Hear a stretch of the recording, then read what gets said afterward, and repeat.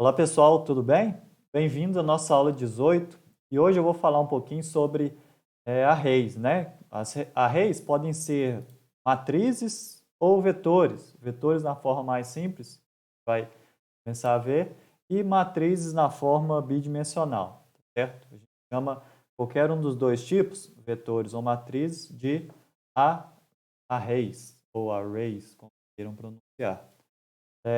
A pergunta da nossa aula de hoje, então, é a seguinte: como declarar uma única variável para guardar os dados mostrados na tabela abaixo? Eu tenho uma tabela aqui, né? Eu queria que uma única variável guardasse esses valores. Até então, o que a gente tem visto? Que uma variável consegue guardar um único valor. E hoje a gente vai aprimorar um pouquinho mais esse conceito, certo? Uma variável pode guardar os valores na forma de uma tabela, por exemplo. Ok? É o que a gente vai ver. Muito bem.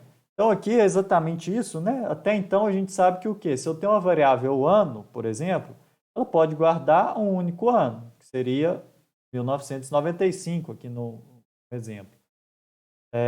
Porém, a gente pode utilizar também matrizes, né, ou vetores, como formas de armazenar dados, tá certo? Bem, o que é isso? De uma maneira simplificada, uma matriz é uma lista de números, tá? Que eles são guardados na forma de linhas e colunas, ok? Então a gente vai armazenar os dados dessa forma. Um exemplo mais simples de uma matriz é o que a gente chama de vetor, que é uma matriz que tem somente uma linha ou somente uma coluna, ok? Então quando a minha matriz ela tem somente uma linha com vários dados guardados ali, a gente costuma chamar ela de vetor. O vetor é um tipo específico de matriz. Okay? Aqui tem um exemplo de vetor, né? É uma variável ano, ela pode guardar lá os valores 1995, 97, 99, 2001 e 2003. Está vendo que eu tenho vários dados guardados na forma de linha? A gente chama isso de vetor. Posso ter uma outra variável, posição, né? Que ela tem lá os valores 2, 4 e 5. Também é um vetor, aqui no caso um vetor com 3 elementos. 1, 2, 3. E o vetor ano é um vetor com 1, 2, 3, 4, 5 elementos, certo? Ótimo. Como é que a gente pode pensar, então, num vetor ou numa matriz? Lá no início do curso eu fiz a associação que é a seguinte. Para a gente pensar numa variável, a gente podia pensar numa variável como uma gaveta, verdade? Então a gente tinha um armário lá, eu tinha uma gaveta e ao invés de eu ficar falando sempre, terceira posição da minha gaveta, pega o valor que está lá para a gente ver, né? Qual valor está armazenado. A gente faria o quê? A gente dava nome para essas gavetas, né? Eu chamava essa gaveta, por exemplo, de nota. Então é mais fácil falar, vai lá na gaveta nota e pega o valor que está lá. Porque sempre falar o endereço dela, né? Que seria a posição, tá certo? Então a gente dava o nome isso de variável. Um vetor, a gente pode pensar no mesmo conceito, só que ao invés de eu nomear uma única gaveta, eu vou nomear o armário inteiro. Igual está aqui, por exemplo, ó, todas essas posições de memória aqui, elas chamam Maria, ok? Então todo esse armário meu aqui, ele chama Maria. Inclusive faz até parte da nossa realidade, né? Porque qualquer lugar que você vai que ainda tenha um cadastro em forma de ficha, você tem um armário que é só para Maria, né? O outro que é só para José, então aqui está até bem perto da nossa realidade. E como é que eu faço então para falar de qual gaveta aqui, né? Para a gente referenciar qual gaveta eu estou falando. A gente fala em seguida a posição. Então vai lá no armário Maria e pega a posição 1, vê o que está lá dentro. Aqui no caso está vazio essa posição. Vai lá na gaveta no armário Maria e pega a posição 3, vê o que está lá dentro. Lá dentro tem o valor 0. Então eu sempre falo o nome, né, daquele armário e a posição que eu quero pegar, tá certo? É assim que a gente vai referenciar as gavetas individualmente. E essa que é a teoria por trás de arrays, né? São vetores ou matrizes, ok? Vamos fazer um exemplo aqui para ficar mais fácil. O exemplo é o seguinte, vamos fazer um programa que inicialmente ele leia 10 números inteiros e em seguida leia o valor desejado x. O programa deve mostrar quantas vezes x apareceu entre os números lidos, tá certo?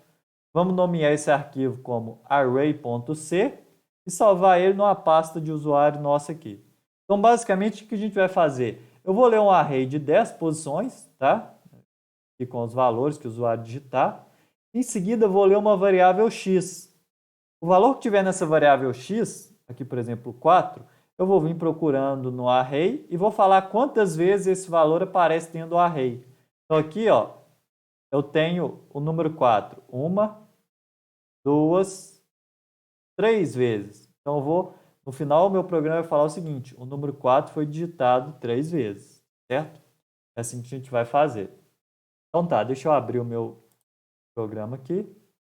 Muito bem. Então a gente sabe que todo programa, né, deixa eu aumentar um pouco, ele sempre começa com o include stdio.h. Na verdade, ele sempre começa, né? Como a gente já vai usar as funções scanf e printf, então a gente vai ter essa diretiva que a gente, né, stdio.h. O programa, então, ele tem o int main, né, que é a função. Repare que no meu ele já tem um autocomplete. Ok? O código que eu vou colocar aqui, o return 0, como a gente viu para aprimorar um pouco, eu já posso fazer o seguinte, ó. Vamos definir um nome, jogo da velha define, né? Vamos definir a palavra sucesso como 0. Então, aqui ao invés de retornar 0, para ficar uma coisa mais inteligente, né? Para eu saber por que 0, né? Você bate o olho ali e não sabe por que 0. É porque 0 para essa função significa que ela executou com sucesso. Então, eu vou retornar sucesso aqui. E o programa, na verdade, ele nem vai saber que essa palavra sucesso existe. A gente vai falar daqui a pouco, ele vai retornar o 0, porque a gente está substituindo o valor 0 pela palavra sucesso. Ok? Muito bem, então nosso programa ele começa basicamente assim. Deixa eu voltar aqui para o slide. Ó. É o que está aqui, né? O nosso programa, ele, na maioria das vezes, ele vai começar assim. Ok, agora o que eu tenho que fazer? Né? O que é o nosso problema? Nosso problema é o seguinte: como é que eu faço para guardar 10 valores numa mesma variável? Certo? Quando a gente precisa guardar muitos valores de um mesmo tipo, né? No caso ali, ó, ele falou, vou voltar, 10 números inteiros, então são todos do mesmo tipo. Quando a gente precisa guardar muitos valores do mesmo tipo na linguagem C, a gente pode utilizar vetores, né? Tem apenas uma dimensão, tem uma linha, ou matrizes, que tem duas dimensões, né? Tem linhas e colunas, tá certo? Todos dois, tanto um vetor quanto uma matriz, eles são estruturas que a gente chama de array, que basicamente são variáveis do mesmo tipo que guardam vários valores. Isso que é um array. Então, vetores e matrizes são tipos de arrays, ok?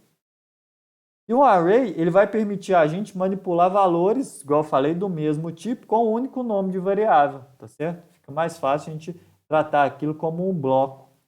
Como é que eu faço para declarar um array? Um array ele tem a seguinte sintaxe, né? A forma de declarar dele é sempre assim, ó. Eu vou colocar o tipo, que no nosso exemplo é um vetor de inteiros, né? O tipo int. Eu vou dar um identificador, que é o nome dele, né? Então eu vou chamar esse array de dados. E entre colchetes, eu vou colocar o tamanho dele. Aqui eu estou declarando, ok? Declarando meu array. Na hora de usar é um pouquinho diferente.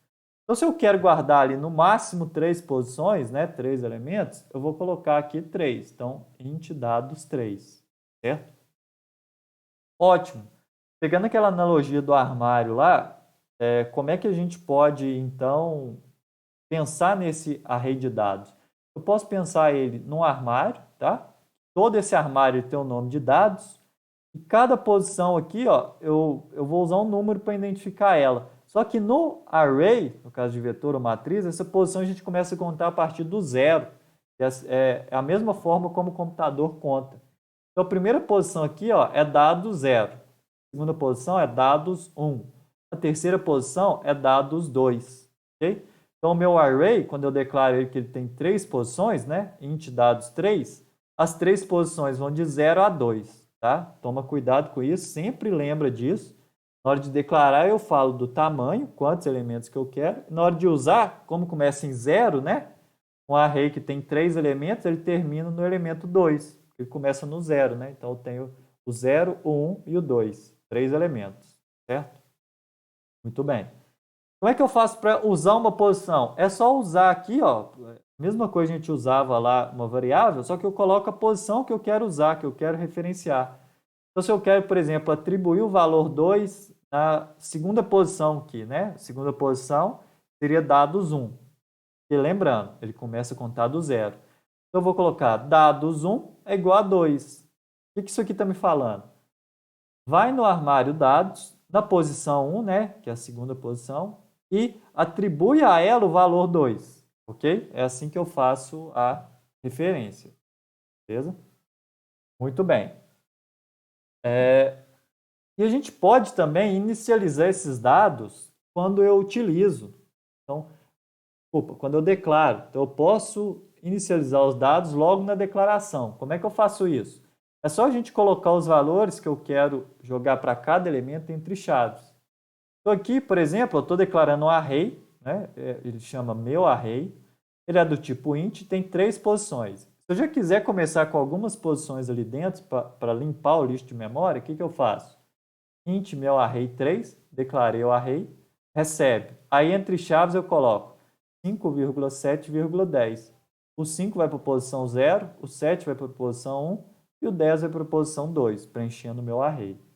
Certo? Eu posso também inicializar apenas os primeiros elementos, né? Igual está aqui.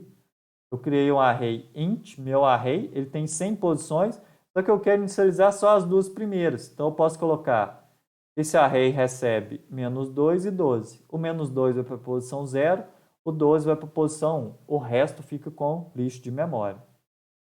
E se eu quiser inicializar todo o meu array com 0, você não precisa ficar colocando 0,0,0, não.